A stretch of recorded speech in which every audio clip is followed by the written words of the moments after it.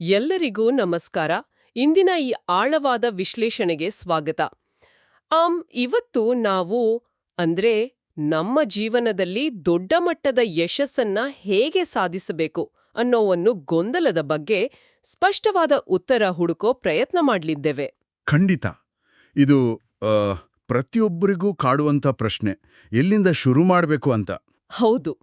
ಅದೇ ಕಾರಣಕ್ಕೆ ಇವತ್ತು ನಾವು ಡ್ಯಾರೆನ್ ಹಾರ್ಡಿ ಅವರು ಬರೆದಿರುವ ಅತ್ಯಂತ ಪ್ರಸಿದ್ಧ ಪುಸ್ತಕ ದ ಕಾಂಪೌಂಡ್ ಎಫೆಕ್ಟ್ ಮತ್ತು ಅವರೇ ಪರಿಚಯಿಸಿರುವ ದ ಸಂಡೇ ಪ್ಲಾನಿಂಗ್ ಸಿಸ್ಟಮ್ ಅನ್ನೋ ಮೂಲ ದಾಖಲೆಗಳನ್ನ ವಿಶ್ಲೇಷಣೆ ಮಾಡಲಿದ್ದೇವೆ. ಇದರ ಮುಖ್ಯ ಉದ್ದೇಶ ಏನಪ್ಪಾ ಅಂದ್ರೆ ಹ್ಮ್ ಆ ಮಾಹಿತಿಯ ಅತಿಯಾದ ಹೊರೆ, ಅದೇ ಇನ್ಫೋ ಓವರ್ಲೋಡ್ ಇಲ್ದೆ ದೈನಂದಿನ ಸಣ್ಣ ನಿರ್ಧಾರಗಳು ಹೇಗೆ ಒಟ್ಟುಗೂಡಿ ಅಸಾಧಾರಣ ಯಶಸ್ಸಿಗೆ ಕಾರಣ ಆಗುತ್ತೆ ಅಂದ ಅರ್ಥ ಮಾಡ್ಕೊಳ್ಳೋದು. ನಿಜ. ಆಮ್, ಈ ವಿಷಯದ ಬಗ್ಗೆ ಮಾತಾಡುವಾಗ ಮೊದಲು ಲೇಖಕರ ಬಗ್ಗೆ ಅಂದ್ರೆ ಡ್ಯಾರನ್ ಹಾರ್ಡಿ ಅವರ ಹಿನ್ನೆಲೆ ಬಗ್ಗೆ ಸ್ವಲ್ಪ ತಿಳ್ಕೊಳ್ಳೋದು ಬಹಳ ಮುಖ್ಯ ಅನ್ಸುತ್ತೆ. ಅವರು ಕೇವಲ ಲೇಖಕರಲ್ಲ, ಅವರು ಅಮೆರಿಕಾದ ಪ್ರಖ್ಯಾತ ಸಕ್ಸಸ್ ಮ್ಯಾಗಝೀನ್ನ ಮಾಜಿ ಪ್ರಕಾಶಕರಾಗಿ ಕೆಲಸ ಮಾಡಿದವರು. ಓ, ಸಕ್ಸಸ್ ಮ್ಯಾಗಝೀನ್. ಹೌದು. ಆ ಸಮಯದಲ್ಲಿ ಅವರು Richard Branson, Steve jobs, Elon Musk ಅವರಂತಹ ಜಗತ್ತಿನ ಅತ್ಯಂತ ಯಶಸ್ವಿ ಉದ್ಯಮಿಗಳನ್ನ ಹತ್ತಿರದಿಂದ ಭೇಟಿಯಾಗಿ ಸಂದರ್ಶನ ಮಾಡಿದ್ದಾರೆ. ಇಂತಹ ನೂರಾರು ದಿಗ್ಗಜರ ಯಶಸ್ಸಿನ ಗುಟ್ಟುಗಳನ್ನ ಅರಿತುಕೊಂಡ ಮೇಲೆ ಅವರಿಗೆ ಒಂದು ವಿಚಾರ ಬಹಳ ಸ್ಪಷ್ಟವಾಯಿತು. ಅದೆಂತಹ ವಿಚಾರ ಅಂತ ಕೇಳೋಕೆ ಕುತೂಹಲ ಆಗ್ತಿದೆ. ಅದೇ, ಯಶಸ್ಸು ಅನ್ನೋದು ರಾತ್ರೋರಾತ್ರಿ ಆಗುವ ಮ್ಯಾಜಿಕ್ ಅಲ್ಲ, ಅದೊಂದು ನಿರಂತರ ಪ್ರಕ್ರಿಯೆ. ಆ ಎಲ್ಲ ರಹಸ್ಯಗಳನ್ನ ಸಾಮಾನ್ಯ ಜನರಿಗೂ ಅಂದ್ರೆ ನಮ್ಮಂತವರಿಗೂ ಅನ್ವಯ ಆಗುವ ಹಾಗೆ ಈ ಪುಸ್ತಕದಲ್ಲಿ ಅವರು ತಿಳಿಸಿದ್ದಾರೆ. ಆ ಹಿನ್ನೆಲೆ ಕೇಳಿದಾಗ ಈ ಪುಸ್ತಕದ ತೂಕ ಎಷ್ಟು ಅಂತ ಅರ್ಥ ಆಗುತ್ತೆ. ಈ ಕಾಂಪೌಂಡ್ ಇಫೆಕ್ಟ್ ಇದು ನಿಜಕ್ಕೂ ಹೇಗೆ ಕೆಲಸ ಮಾಡತ್ತೆ ಅಂತ ಅರ್ಥ ಮಾಡ್ಕೊಳ್ಳೋಕೆ ಲೇಖಕರ ಸ್ವಂತ ಜೀವನದ ಉದಾಹರಣೆಯಿಂದಲೇ ಶುರು ಮಾಡಬಹುದು. ಡ್ಯಾರೆನ್ ಹಾರ್ಡಿ ಅವರು ಬೆಳೆದದ್ದು ಸಿಂಗಲ್ ಫಾದರ್ ಇದ್ದ ಮನೆಯಲ್ಲಿ. ಹೌದು, ಅವರ ತಂದೆ ಬಗ್ಗೆ ಓದಿದ್ದೆ. ಅವರ ತಂದೆ ಅತ್ಯಂತ ಕಟ್ಟುನಿಟ್ಟಿನ ಶಿಸ್ತಿನ ಮನುಷ್ಯ. ಮನೆಯಲ್ಲಿ ಯಾವುದೇ ಕಾರಣಕ್ಕೂ ಅದೇ ನೆಪಗಳನ್ನ ಹೇಳುವಂತಿರ್ಲಿಲ್ಲ. ನೋ ಎಕ್ಸ್ಕ್ಯೂಸಸ್ ಅಂತಾರಲ್ಲ ಹಾಗೆ. ಕಸ ಗುಡಿಸೋದಿರ್ಬೋದು, ಓದೋದೇ ಆಗಿರ್ಬೋದು, ಪ್ರತಿಯೊಂದಕ್ಕೂ ಶಿಸ್ತು ಇರಬೇಕಿತ್ತು. ನಿರಂತರ ಶ್ರಮದ ಪಾಠ. ಖಂಡಿತ.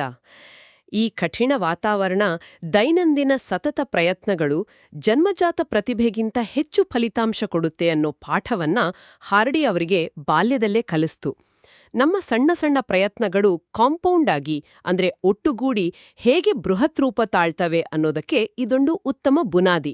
ಆ ಬುನಾದಿಯ ಮೇಲೆ ಕಟ್ಟಿದ ದ ಮ್ಯಾಜಿಕ್ ಪೆನ್ನಿ, ಆ ಉದಾಹರಣೆ ಈ ಕಾಂಪೌಂಡ್ ಎಫೆಕ್ಟ್ನ ಶಕ್ತಿಯನ್ನ ಅದ್ಭುತವಾಗಿ ವಿವರಿಸುತ್ತೆ. ಇದನ್ನು ಸ್ವಲ್ಪ ಬಿಡಿಸಿ ನೋಡೋಣ. ಹೇಳಿ. ಒಂದು ಕಡೆ $3 ಮಿಲಿಯನ್ ಹಣವನ್ನ ಒಂದೇ ಬಾರಿಗೆ ಇಡಲಾಗಿದೆ. ಇನ್ನೊಂದು ಕಡೆ ಕೇವಲ ಒಂದು ಪೆನ್ನಿ ಅಂದ್ರೆ ಸಣ್ಣ ನಾಣ್ಯ ಇದೆ. ಆದ್ರೆ ಆ ಪೆನ್ನಿ ಪ್ರತಿದಿನ 31 ದಿನಗಳವರೆಗೆ ದ್ವಿಗುಣಗೊಳ್ತಾ ಹೋಗುತ್ತೆ, ಡಬಲ್ ಆಗ್ತಾ ಹೋಗುತ್ತೆ. ಹೌದು. ಈ ಎರಡರಲ್ಲಿ ಒಂದನ್ನ ಆಯ್ಕೆ ಮಾಡಬೇಕು ಅಂದ್ರೆ ಬಹುಪಾಲು ಜನ ತಕ್ಷಣ ಸಿಗುವ ಆ $3 ಮಿಲಿಯನ್ ಆರಿಸ್ಕೊಳ್ತಾರೆ. ಯಾಕೆಂದ್ರೆ ಮೊದಲ ದಿನ ಆ ಪೆನ್ನಿ ಕೇವಲ ಒಂದು ಪೆನ್ನಿ, 5ನೇ ದಿನ 10ನೇ ದಿನ ಕೂಡ ಅದು ದೊಡ್ಡ ಮೊತ್ತವಾಗಿ ಕಾಣಲ್ಲ, ನೋಡೋಕೆ ತುಂಬಾ ಸಣ್ಣದನ್ಸುತ್ತೆ. ನಿಜ. 20ನೇ ದಿನ ಕೂಡ ಅದರ ಮೌಲ್ಯ ಕೇವಲ $5,000 ಆಸುಪಾಸಿನಲ್ಲಿ ಇರುತ್ತೆ. ಆದರೆ 31 ದಿನಗಳ ನಂತರ ಆ ದ್ವಿಗುಣಗೊಂಡ ಪೆನ್ನಿಯ ಮೌಲ್ಯ $10 ಮಿಲಿಯನ್ ಹೆಚ್ಚಾಗಿರುತ್ತೆ. ತಾಳ್ಮೆ ಮತ್ತು ಸಣ್ಣ ಬದಲಾವಣೆಗಳು ದೀರ್ಘಕಾಲದಲ್ಲಿ ಹೇಗೆ ಬೆಳೀತಾವೆ ಅನ್ನೋದಕ್ಕೆ ಇದಕ್ಕಿಂತ ದೊಡ್ಡ ಉದಾಹರಣೆ ಬೇಕಿಲ್ಲ. $10 ಮಿಲಿಯನ್, ಊಹಿಸಲೂ ಅಸಾಧ್ಯವಾದ ಬೆಳವಣಿಗೆ ಇದು. ಇದೇ ತರ್ಕವನ್ನ ನಮ್ಮ ದೈನಂದಿನ ಜೀವನಕ್ಕೆ ಅನ್ವಯಿಸಿದಾಗ ಆ 3 ಜನ ಸ್ನೇಹಿತರ ಕಥೆ ನೆನಪಾಗುತ್ತೆ. 3 ಜನ ಬೇರೆ ಬೇರೆ ದಾರಿಗಳನ್ನ ಆರಿಸಿಕೊಳ್ತಾರೆ. ಮೊದಲನೇವನು ಪ್ರತಿದಿನ ಜಂಕ್ ಫುಡ್ ತಿನ್ನೋಕ್ ಶುರು ಮಾಡ್ತಾನೆ. ಎರಡನೇವನು ತನ್ನ ಜೀವನದಲ್ಲಿ ಏನೂ ಬದಲಾವಣೆ ಮಾಡಲ್ಲ, ಇದ್ದ ಹಾಗೆ ಇರ್ತಾನೆ. ಮೂರನೇವನು ಪ್ರತಿದಿನ ಯಾವುದಾದ್ರೂ ಒಳ್ಳೆಯ ಪುಸ್ತಕದ 10 ಪುಟಗಳನ್ನ ಓದುತ್ತಾನೆ ಮತ್ತು ತನ್ನ ಊಟದಲ್ಲಿ ಕೇವಲ 125 ಕ್ಯಾಲೋರಿಗಳನ್ನ ಕಡಿತಗೊಳಿಸ್ತಾನೆ. ಕೇವಲ 10 ಪುಟ ಮತ್ತು 125 ಕ್ಯಾಲೋರಿ. ಹೌದು. ಮೊದಲ 5 ಅಥವಾ 10 ತಿಂಗಳು ಕಳೆದ್ರೂ ಈ ಮೂವರ ಜೀವನದಲ್ಲಿ ಹೊರನೋಟಕ್ಕೆ ಯಾವ ವ್ಯತ್ಯಾಸವೂ ಕಾಣಲ್ಲ. ಆದ್ರೆ 2.5 ವರ್ಷಗಳ ನಂತರ ನೋಡಿದಾಗ ಚಿತ್ರಣ ಸಂಪೂರ್ಣ ಬದಲಾಗಿರುತ್ತೆ. ಹೌದು, ಅದು ಬಹಳ ಇಂಟ್ರೆಸ್ಟಿಂಗ್. ಜಂಕ್ ಫುಡ್ ತಿಂದವನು ದೈಹಿಕವಾಗಿ ಅಸ್ವಸ್ಥನಾಗಿರ್ತಾನೆ. ಏನೂ ಮಾಡ್ದವನು ಅದೇ ಹಳೆ ಸ್ಥಿತಿಯಲ್ಲಿರ್ತಾನೆ. ಆದ್ರೆ 10 ಪುಟ ಓದಿ ಕ್ಯಾಲರಿ ಕಡಿಮೆ ಮಾಡಿದವನು ಆರೋಗ್ಯದಲ್ಲಿ, ಜ್ಞಾನದಲ್ಲಿ ಊಹಿಸಲಾಗದಷ್ಟು ಎತ್ತರಕ್ಕೆ ಬೆಳೆದಿರ್ತಾನೆ.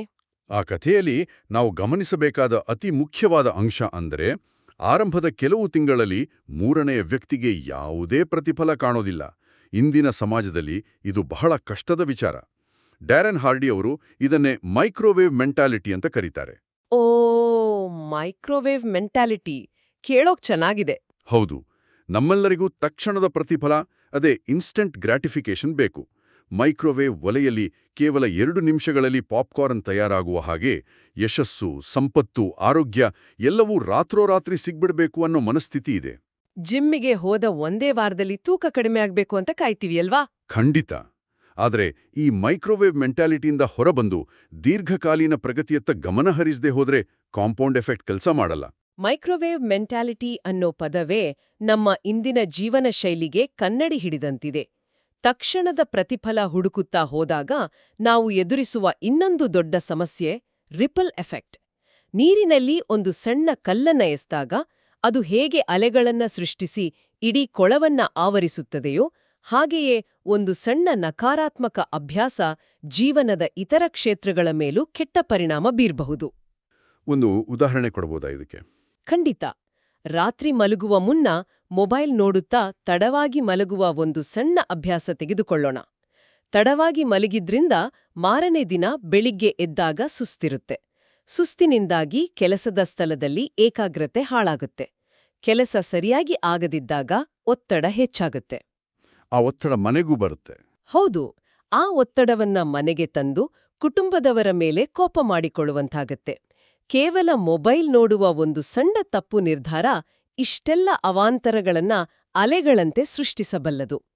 ಆ ರಿಪಲ್ ಎಫೆಕ್ಟ್ನ ಉದಾಹರಣೆ ನಮ್ಮ ನಿತ್ಯದ ಬದುಕಿಗೆ ಬಹಳ ಹತ್ತಿರವಾದದ್ದು. ಇದೇ ವಿಚಾರವಾಗಿ ಪುಸ್ತಕದಲ್ಲಿ ಬರುವ ಆನೆಗಳು ಕಚ್ಚುವುದಿಲ್ಲ ಅನ್ನೋ ಪರಿಕಲ್ಪನೆಯನ್ನು ಸೇರಿಸಬಹುದು. ಎಲಿಫೆಂಟ್ಸ್ ಡೋಂಟ್ ಬೈಟ್ ಅಂತ. ಆನೆಗಳು ಕಚ್ಚುವುದಿಲ್ಲ ಅಂದ್ರೆ? ನಾವು ಕಾಡಿನಲ್ಲಿ ನಡೆದುಕೊಂಡು ಹೋಗುವಾಗ ನಮಗೆ ಆನೆಗಳೇನೂ ಕಚ್ಚುವುದಿಲ್ಲ. ಆದರೆ ಕಣ್ಣಿಗೆ ಸರಿಯಾಗಿ ಕಾಣದ ಸಣ್ಣ ಸೊಳ್ಳೆಗಳು ನಮ್ಮನ್ನ ಕಚ್ಚಿ ಮಲೇರಿಯಾದಂಥ ದೊಡ್ಡ ಕಾಯಿಲೆಗಳನ್ನು ತರಬಲ್ಲವು. ಜೀವನದಲ್ಲೂ ಇದೇ ನಿಯಮ ಅನ್ವಯ ಆಗುತ್ತೆ.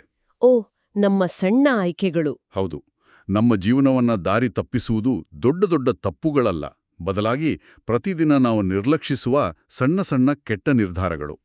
ಈ ಸಣ್ಣ ನಿರ್ಧಾರಗಳೇ ನಮ್ಮನ್ನ ಕಚ್ಚುವ ಸೊಳ್ಳೆಗಳಿದ್ದಂತೆ. ಹಾಗಾಗಿ ನಮ್ಮ ದೈನಂದಿನ ಆಯ್ಕೆಗಳ ಬಗ್ಗೆ ನಮಗೆ ಸಂಪೂರ್ಣ ಅರಿವಿರಬೇಕು. ಆ ಸಣ್ಣ ಸೊಳ್ಳೆಗಳ ಬಗ್ಗೆ ಎಚ್ಚರ ವಹಿಸಬೇಕು ಅಂದ್ರೆ ಮೊದಲು ಆ ಆಯ್ಕೆಗಳ ಬಗ್ಗೆ ಜವಾಬ್ದಾರಿಯನ್ನ ಹೊತ್ಕೊಳ್ಬೇಕಾಗತ್ತೆ. ಡ್ಯಾರೆನ್ ಹಾರ್ಡಿ ಅವರು ಹೇಳುವಂತೆ ನಮ್ಮ ಜೀವನದ ಪ್ರಸ್ತುತ ಸ್ಥಿತಿಗೆ 100% ನಾವೇ ಜವಾಬ್ದಾರರು ಎಂಬುದನ್ನ ಒಪ್ಪಿಕೊಳ್ಳೋದು ಬಹುಮುಖ್ಯ. 100ಕ್ಕೆ 100 ಜವಾಬ್ದಾರಿ, ಇದು ಸ್ವಲ್ಪ ಕಷ್ಟದ ಕೆಲಸ. ಖಂಡಿತ. ನಮ್ಮ ಕಷ್ಟಗಳಿಗೆ ಅಥವಾ ವೈಫಲ್ಯಗಳಿಗೆ ಆರ್ಥಿಕ ಪರಿಸ್ಥಿತಿಯನ್ನ, ಜನರನ್ನ ಅಥವಾ ಅದೃಷ್ಟವನ್ನ ದೂರುವುದು ಬಹಳ ಸುಲಭದ ದಾರಿ. ಆದ್ರೆ ಕಷ್ಟಕರ ಅನುಭವಗಳ ವಿಶ್ವವಿದ್ಯಾಲಯದಿಂದ, ಅದೇ ಯೂನಿವರ್ಸಿಟಿ ಆಫ್ ಹಾರ್ಡ್ ನಾಕ್ಸಿಂದ ನಾವು ಪಾಠ ಕಲಿಬೇಕು. ಪ್ರತಿ ವೈಫಲ್ಯವೂ ಪಾಠ ಕಲಿಸುತ್ತೆ. ಹೌದು, ಇಲ್ಲಿ ಅದೃಷ್ಟ ಅನ್ನೋದನ್ನ ಕೇವಲ ಉಳಿದು ಬರುವುದು ಅಂತ ಹೇಳಕ್ಕಾಗಲ್ಲ. ಅದನ್ನೇ ಪುಸ್ತಕದಲ್ಲಿ ಹೇಳಿರೋದು. ಅದೃಷ್ಟ ಎಂದರೆ ಸಿದ್ಧತೆ, ಮನೋಭಾವ, ಅವಕಾಶ ಮತ್ತು ಕ್ರಿಯೆಗಳ ಸಂಗಮ. ಅವಕಾಶಗಳು ಎಲ್ಲರಿಗೂ ಎದುರಾಗ್ತವೆ. ಆದ್ರೆ ಯಾರು ಮೊದಲೇ ಸಿದ್ಧರಾಗಿರ್ತಾರೋ, ಪಾಸಿಟಿವ್ ಮನೋಭಾವದಿಂದ ಕೆಲಸ ಶುರು ಮಾಡ್ತಾರೋ ಅವರಿಗೆ ಮಾತ್ರ ಆ ಅವಕಾಶಗಳು ಅದೃಷ್ಟವಾಗಿ ಬದಲಾಗುತ್ತವೆ. ಜವಾಬ್ದಾರಿ ತೆಗೆದುಕೊಳ್ಳೋ ಬಗ್ಗೆ ಬಹಳ ಸ್ಪಷ್ಟವಾದ ವಿವರಣೆ. ಈ ಜವಾಬ್ದಾರಿಯನ್ನ ಪ್ರಾಯೋಗಿಕವಾಗಿ ಅಳವಡಿಸಿಕೊಳ್ಳಲು ಇರುವ ಅತ್ಯಂತ ಪರಿಣಾಮಕಾರಿ ಸಾಧನ ಅಂದ್ರೆ ಸ್ಕೋರ್ ಕಾರ್ಡ್. ಇದೊಂದು ಸರಳವಾದ ಟ್ರ್ಯಾಕಿಂಗ್ ವ್ಯವಸ್ಥೆ. ಟ್ರ್ಯಾಕಿಂಗ್ ಮಾಡೋದಲ್ವಾ ಅದು? ಹೌದು. ನಮ್ಮ ದೈನಂದಿನ ಅಭ್ಯಾಸಗಳು, ಖರ್ಚು ಮಾಡುವ ಸಣ್ಣ ಮೊತ್ತದ ಹಣ ಅಥವಾ ತಿನ್ನುವ ಆಹಾರವನ್ನ ಪ್ರತಿದಿನ ಬರೆದಿಡೋದ್ರಿಂದ ನಮ್ಮ ತಪ್ಪುಗಳು ಕನ್ನಡಿಯಂತೆ ಸ್ಪಷ್ಟವಾಗಿ ಕಾಣುತ್ತವೆ. ನಾವು ಬರೆದಿಡದ ಹೊರತು ದಿನಕ್ಕೆ ಎಷ್ಟು ಬಾರಿ ಅನಗತ್ಯವಾಗಿ ಮೊಬೈಲ್ ನೋಡ್ತೀವಿ, ಎಷ್ಟು ಹಣ ಸುಮ್ಮನೆ ಖರ್ಚು ಮಾಡ್ತೀವಿ ಅಂತ ಗಮನಕ್ಕೆ ಬರೋದಿಲ್ಲ. ಖಂಡಿತ. ಇದರ ಜೊತೆಗೆ ಥ್ಯಾಂಕ್ಸ್ ಗಿವಿಂಗ್ ಇಯರ್ ರೌಂಡ್ ಅಂದ್ರೆ ಕೃತಜ್ಞತಾ ಭಾವವನ್ನು ವರ್ಷಪೂರ್ತಿ ಹೊಂದುವ ಬಗ್ಗೆಯೂ ಹೇಳಲಾಗಿದೆ. ಒಳ್ಳೆಯ ವಿಷಯಗಳಿಗೆ ಕೃತಜ್ಞತೆ ಸಲ್ಲಿಸುವುದು, ಅದನ್ನು ಬರೆಯದಿಡುವುದು ನಮ್ಮ ಸಂಬಂಧಗಳನ್ನು ಗಟ್ಟಿಗೊಳಿಸುತ್ತೆ. ಸ್ಕೋರ್ ಕಾರ್ಡ್ ಮತ್ತು ಕೃತಜ್ಞತೆ ಇವೆರಡೂ ಸೇರಿ ಹೇಗೆ ಮ್ಯಾಜಿಕ್ ಮಾಡಬಲ್ಲವು ಅನ್ನೋದಕ್ಕೆ ಬೆವರ್ಲಿ ಅವರ ಕಥೆ ಅತ್ಯುತ್ತಮ ಉದಾಹರಣೆ. ಕುಳಿತಲ್ಲೇ ಇರುವ ಜೀವನ ಶೈಲಿ ಹೊಂದಿದ್ದ ಬೆವರ್ಲಿ ಒಂದೇ ಬಾರಿಗೆ ದೊಡ್ಡ ಬದಲಾವಣೆ ಮಾಡ್ಲಿಲ್ಲ. ಕೇವಲ ಸಣ್ಣ ಹೆಜ್ಜೆಗಳು. ಹೌದು, ಸಣ್ಣ ಸಣ್ಣ ಬದಲಾವಣೆಗಳನ್ನ ಮಾಡ್ತಾ ಪ್ರತಿದಿನ ತಾನು ನಡೆಯುವ ದೂರವನ್ನ ಸ್ಕೋರ್ ಕಾರ್ಡ್ನಲ್ಲಿ ಬರೆದಿಡುತ್ತಾ ಬಂದ್ರು. ಆ ಸಣ್ಣ ಹೆಜ್ಜೆಗಳ ಟ್ರ್ಯಾಕಿಂಗ್ ಕಡೆಗೆ ಅವರನ್ನ ಒಬ್ಬ ಮ್ಯಾರಥಾನ್ ಓಟಗಾರ್ತಿಯಾಗಿ ಬದಲಾಯಿಸ್ತು. ಟ್ರ್ಯಾಕ್ ಮಾಡೋದು ಎಷ್ಟು ಶಕ್ತಿಶಾಲಿ ಅಂತ ಇದು ತೋರಿಸುತ್ತೆ. ಬೆವರ್ಲಿ ಅವರ ಸಾಧನೆ ಖಂಡಿತ ಸ್ಫೂರ್ತಿದಾಯಕ. ಆದರೆ ಇಲ್ಲಿ ನಾವು ವಿಮರ್ಶಾತ್ಮಕವಾಗಿ ಯೋಚಿಸಬೇಕಾದ ಒಂದು ಆಯಾಮ ಕೂಡ ಇದೆ. ಪ್ರತಿಯೊಂದಕ್ಕೂ 100% ವೈಯಕ್ತಿಕ ಜವಾಬ್ದಾರಿಯೇ ಕಾರಣ, ಎಲ್ಲವೂ ನಮ್ಮ ಆಯ್ಕೆಯ ಮೇಲೆ ನಿಂತಿದೆ ಅನ್ನೋ ವಾದ ಕೇಳಲು ಚೆನ್ನಾಗಿದ್ರೂ ವಾಸ್ತವದಲ್ಲಿ ಅದು ಸಂಪೂರ್ಣ ಸತ್ಯವಲ್ಲ. ಓ, ಯಾವ ಅರ್ಥದಲ್ಲಿ ಹೇಳ್ತಿದ್ದೀರಾ? ನೊಬೆಲ್ ಪುರಸ್ಕೃತ ಡ್ಯಾನಿಯಲ್ ಕಹನೆಮನ್ ಅವರ ಥಿಂಕಿಂಗ್ ಫಾಸ್ಟ್ ಅಂಡ್ ಸ್ಲೋ ಪರಿಕಲ್ಪನೆಯನ್ನ ಇಲ್ಲಿ ನೆನಪಿಸ್ಕೊಳ್ಬೋದು. ಮಾನವನ ವರ್ತನೆಗಳು ಕೇವಲ ಇಚ್ಛಾಶಕ್ತಿಯಿಂದ ಮಾತ್ರ ನಿರ್ಧಾರ ಆಗಲ್ಲ. ನಾವು ಬೆಳೆದು ಬಂದ ಪರಿಸರ, ಸಾಮಾಜಿಕ ಮತ್ತು ಆರ್ಥಿಕ ಅಡೆತಡೆಗಳು ನಮ್ಮ ನಿರ್ಧಾರಗಳ ಮೇಲೆ ಭಾರಿ ಪ್ರಭಾವ ಬೀರುತ್ತವೆ. ಅಂದರೆ ಪರಿಸರವೂ ಮುಖ್ಯ ಅಂತ? ಹೌದು. ಒಬ್ಬ ವ್ಯಕ್ತಿ ಸೌಲಭ್ಯಗಳೇ ಇಲ್ಲದ ಕಷ್ಟದ ಪರಿಸ್ಥಿತಿಯಲ್ಲಿ ಬೆಳೆದಿದ್ರೆ ಆರೋಗ್ಯಕರ ಆಹಾರ ಆಯ್ಕೆ ಮಾಡಿಕೊಳ್ಳೋದು ಆತನಿಗೆ ಕಷ್ಟ ಆಗ್ಬೋದು. ಹಾಗಾಗಿ ಕೇವಲ ವೈಯಕ್ತಿಕ ಜವಾಬ್ದಾರಿಯ ಮೇಲೆ ಭಾರ ಹಾಕುವುದು ವ್ಯವಸ್ಥೆಯಲ್ಲಿನ ದೋಷಗಳನ್ನು ನಿರ್ಲಕ್ಷಿಸಿದಂತೆ ಆಗುತ್ತೆ. 100ಕ್ಕೆ 100 ಜವಾಬ್ದಾರಿ ತೆಗೆದುಕೊಳ್ಳುವ ಜೊತೆಯಲ್ಲೇ ಸುತ್ತಲಿನ ಪರಿಸರವನ್ನ ಅರ್ಥ ಮಾಡಿಕೊಳ್ಳುವುದು ಕೂಡ ಮುಖ್ಯ. ಅದು ನಿಜಕ್ಕೂ ಒಪ್ಪಬೇಕಾದ ವಿಚಾರ. ನಾವು ಬೆಳೆಯುವ ಪರಿಸರ ಮತ್ತು ವಾತಾವರಣ ನಮ್ಮ ಅಭ್ಯಾಸಗಳ ಮೇಲೆ ನೇರ ಪ್ರಭಾವ ಬೀರುತ್ತೆ. ಅಭ್ಯಾಸಗಳ ಬಗ್ಗೆ ಮಾತಾಡುವಾಗ ಆ ಬುದ್ಧಿವಂತ ಗುರುವಿನ ಕಥೆ ಪ್ರಸ್ತಾಪಿಸಲೇಬೇಕು. ಆ ಮರದ ಗೇರುಗಳ ಕಥೆ ಅಲ್ವಾ? ಹೌದು. ಒಬ್ಬ ಗುರು ತನ್ನ ಶಿಷ್ಯನನ್ನ ಕಾಡಿಗೆ ಕರೆದೊಯ್ದು ಮೊದಲು ಒಂದು ಸಣ್ಣ ಸಸಿಯನ್ನ ಕೀಳಲು ಹೇಳ್ತಾನೆ. ಶಿಷ್ಯ ಬಹಳ ಸುಲಭವಾಗಿ ಕೀಳುತ್ತಾನೆ. ನಂತರ ಸ್ವಲ್ಪ ದೊಡ್ಡ ಗಿಡವನ್ನ ಕೀಳಲು ಹೇಳ್ತಾನೆ. ಅದಕ್ಕೂ ಸ್ವಲ್ಪ ಶ್ರಮ ಹಾಕ್ತಾನೆ. ಕಡೆಗೆ ಒಂದು ದೊಡ್ಡ ಮರವನ್ನ ಕೀಳಲು ಹೇಳಿದಾಗ ಶಿಷ್ಯನಿಗೆ ಅದು ಅಸಾಧ್ಯ ಆಗುತ್ತೆ. ಮರದ ಬೇರುಗಳು ಬಹಳ ಆಳವಾಗಿರ್ತವೆ. ಎಕ್ಸಾಕ್ಟ್ಲಿ. ಮರದ ಬೇರುಗಳು ಎಷ್ಟು ಆಳವಾಗಿರುತ್ತವೋ ಅದನ್ನ ಕೀಳುವುದು ಅಷ್ಟು ಕಷ್ಟ ಅಂತ ಆತನಿಗೆ ಅರಿವಾಗುತ್ತೆ. ನಮ್ಮ ಅಭ್ಯಾಸಗಳು ಇದೇ ರೀತಿ. ಇತ್ತೀಚೆಗೆ ಶುರುವಾದ ಸಣ್ಣ ಅಭ್ಯಾಸಗಳನ್ನ ಬೇಗ ಬದಲಾಯಿಸಬಹುದು. ಆದರೆ ವರ್ಷಾನುಗಟ್ಲೆ ಬೇರೂರಿರುವ ಹಳೆ ಅಭ್ಯಾಸಗಳನ್ನ ಬದಲಿಸುವುದು ಕಷ್ಟ. ಅರಿಸ್ಟಾಟಲ್ ಹೇಳಿದ ಹಾಗೆ ನಾವು ಪದೇ ಪದೇ ಏನು ಮಾಡುತ್ತೇವೆಯೋ ಅದೇ ನಾವು. ಹೌದು. ನಮ್ಮ ದೈನಂದಿನ ವರ್ತನೆಗಳಲ್ಲಿ 95% ಭಾಗ ಕೇವಲ ಯಾಂತ್ರಿಕ ಅಭ್ಯಾಸಗಳಿಂದಲೇ ಬರ್ತವೆ ಅನ್ನೋದು ಅಚ್ಚರಿಯ ವಿಷಯ. ಆ 95% ವರ್ತನೆಗಳು ನಮ್ಮ ಅರಿವಿಲ್ಲದೆಯೇ ನಡೀತಾ ಇರ್ತವೆ ಅನ್ನೋದೇ ಇಲ್ಲಿನ ದೊಡ್ಡ ಸವಾಲು. ಖಂಡಿತ. ಒಂದು ಸಣ್ಣ ತಪ್ಪು ಅಭ್ಯಾಸ ಹೇಗೆ ಇಡೀ ಜೀವನದ ದಿಕ್ಕನ್ನೇ ಬದಲಾಯಿಸುತ್ತೆ ಅಂತ ವಿವರಿಸಲು ವಿಮಾನದ ದಾರಿ ತಪ್ಪುವಿಕೆಯ ಉದಾಹರಣೆ, ಅದೇ ಪ್ಲೇನ್ ಆಫ್ ಕೋರ್ಸ್ ಉದಾಹರಣೆ ತೆಗೆದುಕೊಳ್ಳಬಹುದು. ಲಾಸ್ ಆಂಜಲೀಸ್ನಿಂದ ನ್ಯೂಯಾರ್ಕ್ಗೆ ಹೊರಟ ಒಂದು ವಿಮಾನ ತನ್ನ ಹಾದಿಯಲ್ಲಿ ಕೇವಲ 1 ಡಿಗ್ರಿಯಷ್ಟು ದಾರಿ ತಪ್ಪಿದ್ರೆ ಏನಾಗುತ್ತೆ? 1 ಡಿಗ್ರಿ ಅಂದ್ರೆ ಆರಂಭದಲ್ಲಿ ಗೊತ್ತೇ ಆಗಲ್ಲ. ಹೌದು. ಪೈಲಟ್ಗೆ ಅಥವಾ ಪ್ರಯಾಣಿಕರಿಗೆ ತಿಳಿಯೋದೇ ಇಲ್ಲ. ಆದರೆ ಸಮಯ ಕಳೆದಂತೆ ಆ ಸಣ್ಣ ವ್ಯತ್ಯಾಸ ಕಾಂಪೌಂಡ್ ಆಗುತ್ತಾ ಹೋಗಿ ವಿಮಾನ ನ್ಯೂಯಾರ್ಕ್ ತಲುಪುವ ಬದಲು 100 ಮೈಲಿಗಳಷ್ಟು ದೂರದಲ್ಲಿರುವ ಡೆಲವೇರ್ ಅಥವಾ ಆಲ್ಬನಿಯಂತಹ ಬೇರೊಂದು ಊರನ್ನ ತಲುಪುತ್ತೆ. ನಮ್ಮ ಜೀವನದ ಅಭ್ಯಾಸಗಳು ಇದೇ ರೀತಿ. ಸಣ್ಣದೊಂದು ತಪ್ಪು ಅಭ್ಯಾಸ ನಮ್ಮನ್ನ ಗುರಿಯಿಂದ ಬಹಳ ದೂರ ಕೊಂಡೊಯ್ಯಬಲ್ಲದು. ಆ 1 ಡಿಗ್ರಿಯ ವ್ಯತ್ಯಾಸ 100 ಮೈಲಿಗಳ ಅಂತರ ಸೃಷ್ಟಿಸುತ್ತೆ ಅನ್ನೋದು ನಿಜಕ್ಕೂ ಎಚ್ಚರಿಕೆ ಗಂಟೆ. ಹಾಗಾದ್ರೆ ಈ ಬೇರೂರಿರುವ ಕೆಟ್ಟ ಅಭ್ಯಾಸಗಳನ್ನ ತಿದ್ದುಕೊಂಡು ವಿಮಾನದ ಪಥ ಸರಿಪಡಿಸಿಕೊಳ್ಳಲು ಕೇವಲ ವಿಲ್ ಪವರ್ ಅಂದ್ರೆ ಇಚ್ಛಾಶಕ್ತಿ ಇದ್ರೆ ಸಾಕಾ? ಖಂಡಿತ ಇಲ್ಲ. ಕೇವಲ ವಿಲ್ ಪವರ್ ಸಾಕಾಗಲ್ಲ. ಹೌದು. ಡ್ಯಾರೆನ್ ಹಾರ್ಡಿ ಇಲ್ಲಿ ಬಹಳ ಸುಂದರವಾದ ಪರಿಕಲ್ಪನೆ ನೀಡ್ತಾರೆ. ಅದೇ ವೈ ಪವರ್ ಅಥವಾ ಆಂತರಿಕ ಪ್ರೇರಣೆಯ ಶಕ್ತಿ. ವಿಲ್ ಪವರ್ ಅನ್ನೋದು ಬ್ಯಾಟ್ರಿ ಇದ್ದಾಗೆ. ಸ್ವಲ್ಪ ದಿನಗಳ ನಂತರ ಅದು ಖಾಲಿಯಾಗುತ್ತೆ. ಕೇವಲ ಇಚ್ಛಾಶಕ್ತಿಯಿಂದ ಕೆಲವು ದಿನಗಳವರೆಗೆ ಮಾತ್ರ ಬೆಳಗ್ಗೆ ಬೇಗ ಏಳ್ಬೋದು, ವ್ಯಾಯಾಮ ಮಾಡ್ಬೋದು. ಆ ನಂತರ ಸುಸ್ತಾಗಿ ಬಿಟ್ಟುಬಿಡ್ತೀವಿ. ಆಂತರಿಕ ಪ್ರೇರಣೆ ಬೇಕು. ಹೌದು.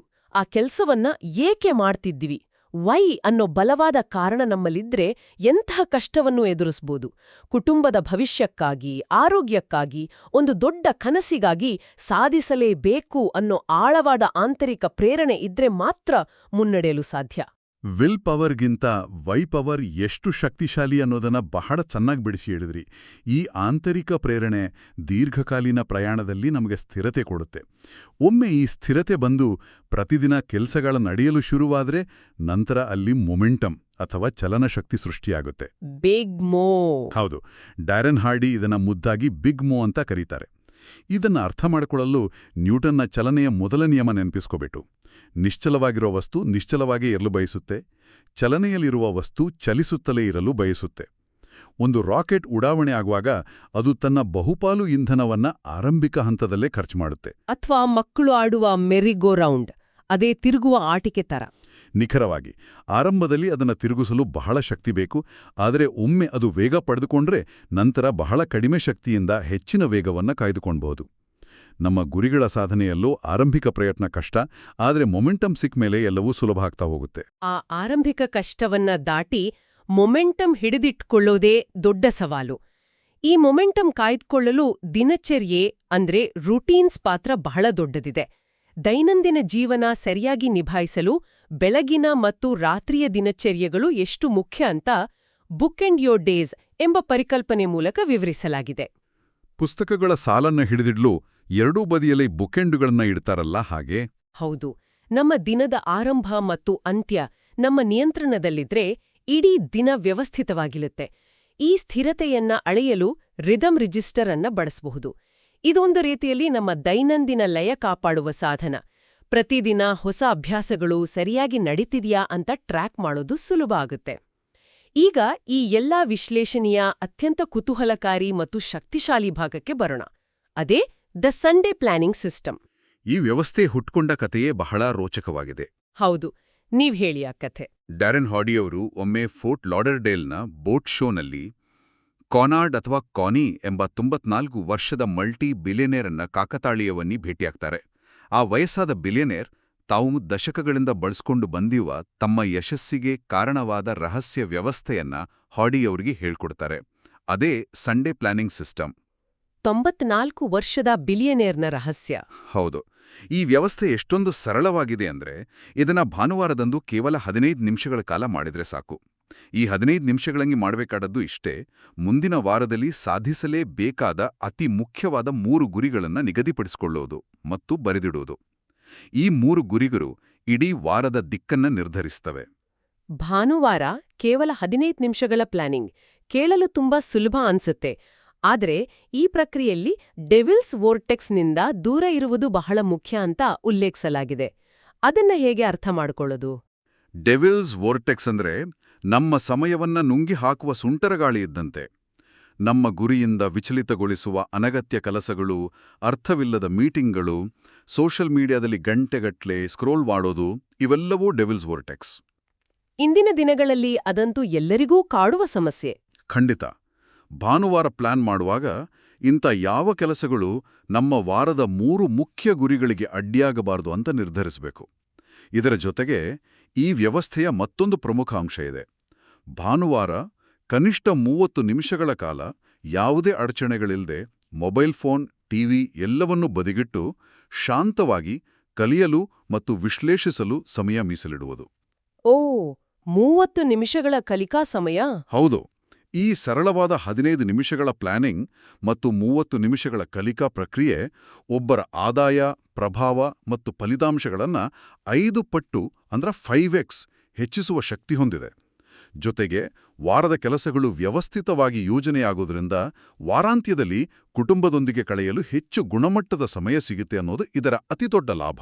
5 ನಿಮಿಷಗಳ ಯೋಜನೆಯಿಂದ ಆದಾಯದಲ್ಲಿ 5x ಹೆಚ್ಚಳ ಮತ್ತು ಕುಟುಂಬದೊಂದಿಗೆ ಹೆಚ್ಚು ಸಮಯ ಕಳೆಯುವ ಅವಕಾಶ ಸಿಗುತ್ತೆ ಅಂದರೆ ಇದು ನಿಜಕ್ಕೂ ಪ್ರತಿಯೊಬ್ಬರೂ ಅಳವಡಿಸಿಕೊಳ್ಬೇಕಾದ ವ್ಯವಸ್ಥೆ.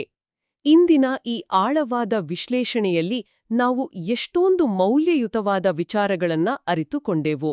ಖಂಡಿತ ಬಹಳ ವಿಷಯಗಳನ್ನ ಚರ್ಚೆ ಮಾಡಿದ್ವಿ. ಈ ಎಲ್ಲಾ ಮಾಹಿತಿಯನ್ನ ಸಂಕ್ಷಿಪ್ತವಾಗಿ, ಯಾವುದೇ ಅತಿಯಾದ ಹೊರೆಯಾಗದಂತೆ, ಇನ್ಫೋ ಓವರ್ಲೋಡ್ ಇಲ್ದೆ ನೆನಪಿಸಿಕೊಳ್ಳುವುದಾದರೆ, ನಮ್ಮ ಜೀವನದಲ್ಲಿ ನಾವು ಮಾಡುವ ಸಣ್ಣ ಆಯ್ಕೆಗಳ ಬಗ್ಗೆ ಎಚ್ಚರ, ದೈನಂದಿನ ಅಭ್ಯಾಸಗಳನ್ನ ಬರೆದಿಡುವ ಸ್ಕೋರ್ ಕಾರ್ಡ್, ನಮ್ಮನ್ನ ಮುನ್ನಡೆಸುವ ಬಲವಾದ ಆಂತರಿಕ ಪ್ರೇರಣೆ ಅಥವಾ ವೈ ಪವರ್ ಮತ್ತು ವಾರವನ್ನ ಸರಿಯಾಗಿ ರೂಪಿಸುವ ಭಾನುವಾರದ ಯೋಜನೆ ಇವೆಲ್ಲವೂ ಒಟ್ಟುಗೂಡಿದಾಗ ಸೃಷ್ಟಿಯಾಗುವುದೇ ಆ ಬೃಹತ್ ಕಾಂಪೌಂಡ್ ಎಫೆಕ್ಟ್. ಬಹಳ ಸೊಗಸಾಗಿ ಸಮರೈಸ್ ಮಾಡಿದ್ರಿ. ದೊಡ್ಡ ಬದಲಾವಣೆಗಳನ್ನ ಒಂದೇ ದಿನದಲ್ಲಿ ಮಾಡಲು ಹೋಗುವ ಬದಲು ಕೇವಲ ಒಂದೇ ಒಂದು ಸಣ್ಣ ಅಭ್ಯಾಸವನ್ನ ಆಯ್ಕೆ ಮಾಡಿ ಅದನ್ನ ಮುಂದಿನ ಒಂದು ವಾರದ ಮಟ್ಟಿಗೆ ಸ್ಕೋರ್ ಕಾರ್ಡ್ನಲ್ಲಿ ಟ್ರ್ಯಾಕ್ ಮಾಡುವುದು ಕೇಳುಗರಿಗೆ ಉತ್ತಮ ಆರಂಭವಾಗಬಹುದು. ಆ ಒಂದು ಸಣ್ಣ ಹೆಜ್ಜೆಯೇ ದೊಡ್ಡ ಬದಲಾವಣೆಗೆ ಮುನ್ನುಡಿಯಾಗುತ್ತೆ. ಆ ಸಣ್ಣ ಹೆಜ್ಜೆಯೇ ಯಶಸ್ಸಿನ ಮೂಲ. ನಾವು ಇಂದಿನ ಚರ್ಚೆಯನ್ನ ಮುಕ್ತಾಯಗೊಳಿಸುವ ಮುನ್ನ ಒಂದು ಪ್ರಚೋದನಾಕಾರಿ ಪ್ರಶ್ನೆಯನ್ನ ಕೇಳುಗರ ಆಲೋಚನೆಗೆ ಬಿಟ್ಟುಹೋಗ ಬಯಸ್ತೇನೆ. ಇಂದಿನ ಪ್ರತಿಯೊಂದು ಸಣ್ಣ ನಿರ್ಧಾರವು ನಾಳೆಯ ನಮ್ಮ ವಾಸ್ತವವನ್ನ ನಿರ್ಮಿಸ್ತದೆ ಎನ್ನುವುದು ಸತ್ಯ. ಹೌದು. ಹಾಗಾದರೆ ಈ ಕ್ಷಣದಲ್ಲಿ ಯಾರಿಗೂ ಗಮನಕ್ಕೆ ಬಾರದ ಯಾವ ಸಣ್ಣ ಮತ್ತು ಅತ್ಯಲ್ಪ ನಿರ್ಧಾರ ನಮ್ಮ ಜೀವನದ ಹಡಗನ್ನ ತಪ್ಪು ದಿಕ್ಕಿನತ್ತ ಕೊಂಡೊಯ್ತಿರಬಹುದು? ಈ ಪ್ರಶ್ನೆ ನಮ್ಮ ನಿತ್ಯದ ಆಗುಹೋಗುಗಳನ್ನ ಮತ್ತೊಮ್ಮೆ ವಿಮರ್ಶಿಸಿಕೊಳ್ಳಲು ಪ್ರೇರೇಪಿಸುತ್ತೆ. ಇದು ಖಂಡಿತವಾಗಿಯೂ ಎಲ್ಲರನ್ನೂ ಆಳವಾದ ಆಲೋಚನೆಗೆ ತಳ್ಳುವಂತಹ ಪ್ರಶ್ನೆ.